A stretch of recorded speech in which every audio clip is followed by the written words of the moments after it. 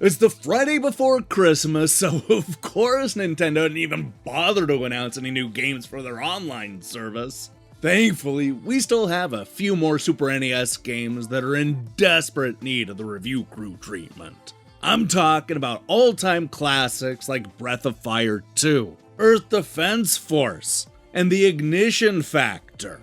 Sure, these games hit the subscription service years ago, but I still need to ask, are any of these games actually worth playing? To answer that question, I decided to flip through the pages of Electronic Gaming Monthly, Next Generation, GamePro, and more classic magazines to see what the critics said back when these games first came out. Get ready to fight fires, aliens, and fire-breathing dragons in this incredibly random episode of the Nintendo Switch Online Review Crew. I'm the new Turbo Touch 360 controller from Triax. I'm the ordinary video game controller. I have action buttons and multifunction turbo. So do I. I have a touch sensor for movement in any direction. I have a rocker switch for up, down, left, right movement. I can easily move diagonally and in a circle. That's tough for me. I can move objects on the screen as fast as I can move my finger. I can't. I'm guaranteed for longer play and higher levels. I'm not. Order direct and get a free button. Call 1-800-858-7429.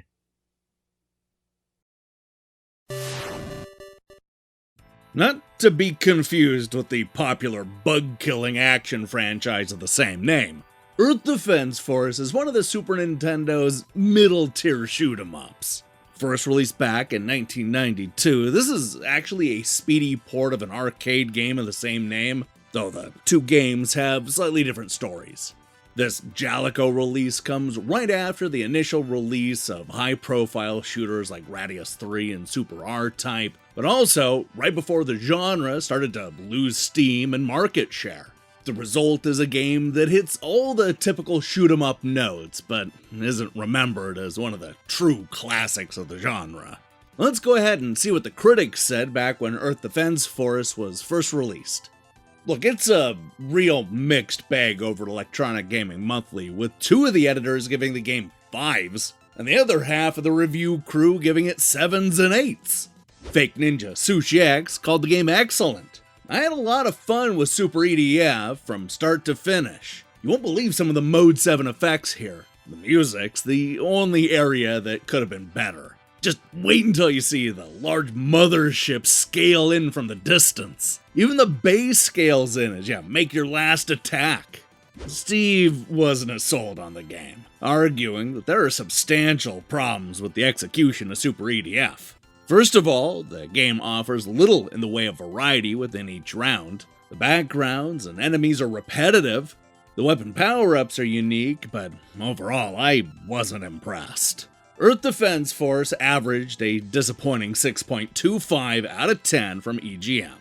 That mixed reaction isn't too far off from the other magazines at the time. For example, Video Games and Computer Entertainment gave the game a 7 out of 10.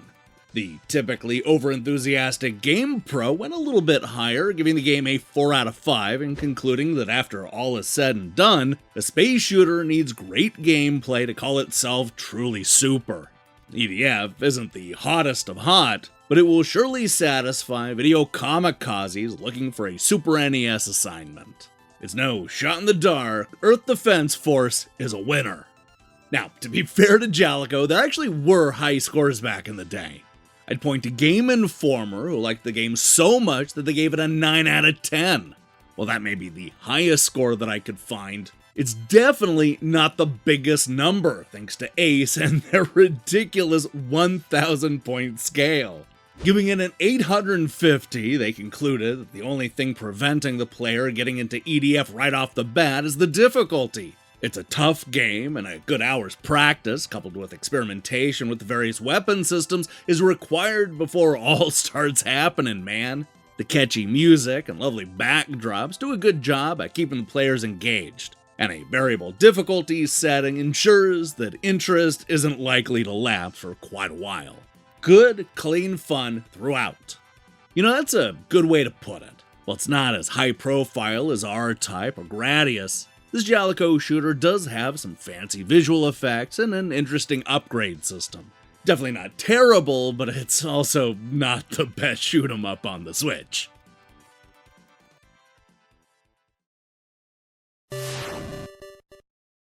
Video games are full of soldiers, ninjas, and police officers. What about the firefighters? It's one of the most heroic and exciting jobs on the planet, and yet there are really only a handful of games on the subject. One of my favorite firefighting games is the Ignition Factor on the Super NES, a unique action game that has you puzzling your way through a bunch of flammable locations in order to save lives and put the fire out. Couple that with the surprisingly engaging story and gameplay that takes the best elements from shoot 'em ups. Now let me tell you, you have a real winner on your hands. Of course, that's just me saying that. Were the critics as into this firefighting adventure as I was? Well, the answer to that question depends entirely on what magazine you were reading. Although it may have only scored an 8.25 out of 10 from Electronic Gaming Monthly, the Ignition Factor did manage to win their Game of the Month award in issue 68. Ed called it a good game with lots of different ways to approach the many problems, so you can try different things each time. While the action isn't very intense, the time limit and number of people to rescue can be quite daunting. The graphics and gameplay are certainly top-notch, though I wouldn't recommend this one for kids. It's more for the hardcore gamer who will love it. Al, on the other hand, gave it the magazine's lowest score and called it pretty good.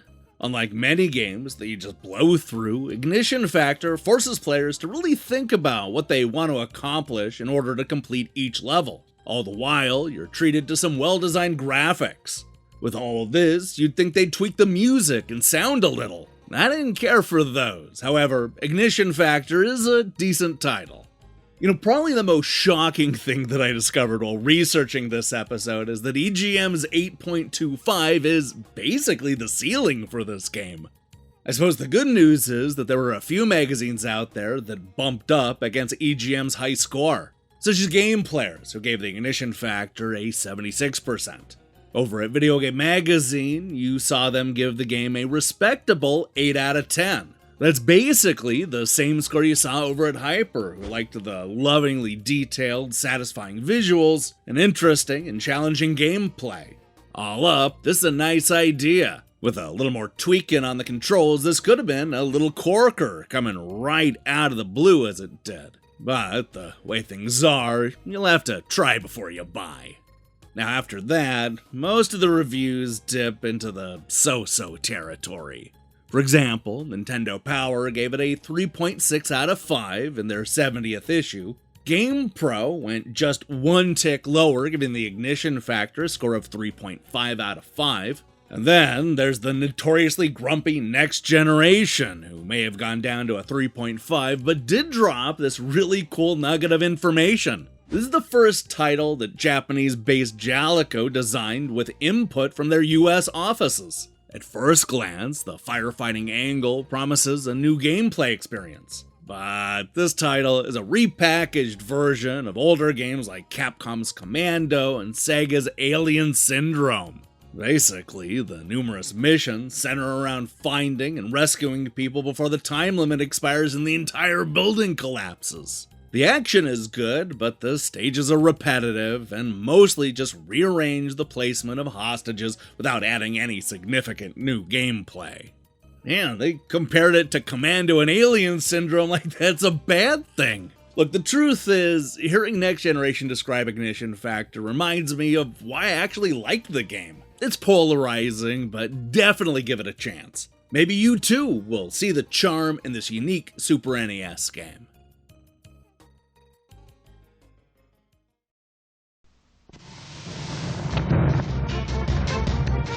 Grab your firefighting equipment and get ready to go. Dodge exploding barrels, douse torrential fires, and rescue trapped victims in 8 blazing levels.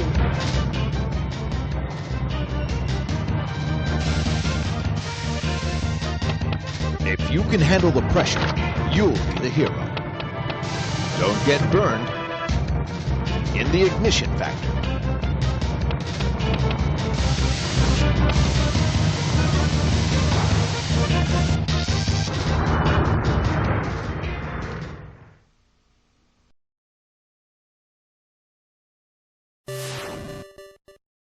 After Squaresoft proved that Americans were willing to take a chance on a new role-playing franchise, Capcom finally worked up the courage to publish the Breath of Fire sequel. This is a bigger, more ambitious adventure made with a surprising amount of confidence and precision.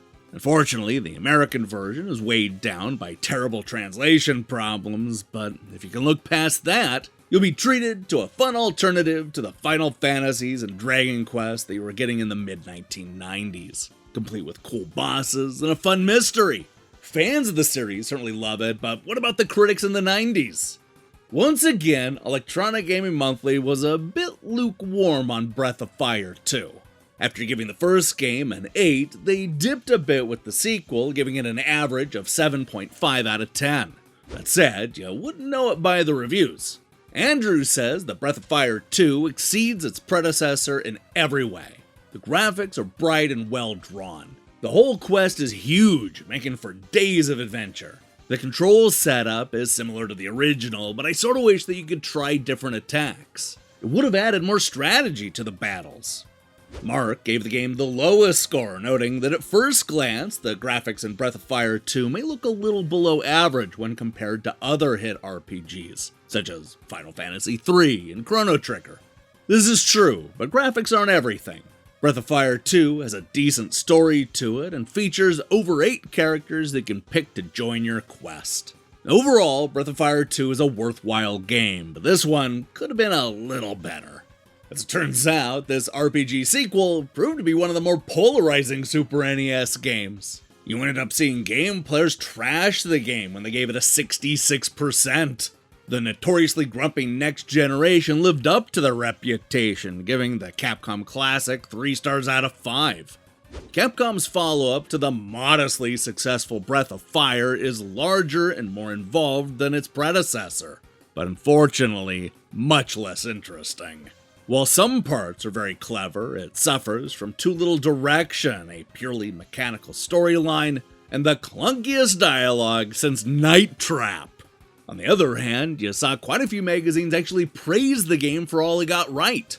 You saw Superplay gave the game an 81%, making it their 195th best reviewed Super NES game of all time. Nintendo Power went a little bit higher with a 4.1 out of 5 in their 80th issue. Across the pond, you have computer and video games going as high as a 90%, even with the dubious localization. That's basically the same score you saw over at GamePro, who argued that even though it drags at times, Breath of Fire 2 never loses momentum. This excellent, very time-consuming journey will keep the most demanding RPG fan satisfied. You know, without Final Fantasy III and Chrono Trigger to overshadow it, Breath of Fire 2 is actually able to shine bright on the Nintendo Switch. Yeah, you're gonna have to deal with some real questionable dialogue, but you know what? That's par for the course when it comes to role-playing games of the 90s. If you love adventures and you have a bunch of hours on your hand, then give Breath of Fire 2 a play. Game over? No way! Cause we got Game Genie! We tell you when it's over. With Game Genie, I decide how many lives I get. I use it when I want to live forever. Play to the end and win! Maybe I want to start on level 15. No problemo! It makes cool games like Street Fighter 2 more exciting. That's frustrating! With Game Genie, it ain't over. So we say it's over. Excellent! Game Genie for NES, Super NES, Sega Genesis, and Game Boy. Codes from many popular games, each sold separately. Hey, thanks for watching me break down these classic reviews. If you liked what you saw here, then you should know that we post new episodes just like this one every time Nintendo adds classic games to their online service. And you know what? We even do it on weeks where they don't add new games like this one. In fact, we only have maybe 1 or 2 more episodes before we have all of the Super NES games covered. That means that we just need to fill in some of the older NES games, and we're going to have every Nintendo Switch Online game covered. All of it. I can already feel that that's going to happen early next year. Now, here's the question I have for you. What's your favorite 16-bit role-playing game? A hunch it's going to come down to Chrono Trigger versus Final Fantasy VI. But who knows? Maybe we'll see some votes for Lunar or Breath of Fire. Let me see your picks in the comments below. We'll be back on Sunday with a Christmas surprise, followed next week with a bunch of year-end reviews and, the usual chaos. If that sounds good to you, then I strongly recommend you click that subscribe button and support what we're doing here. Until then,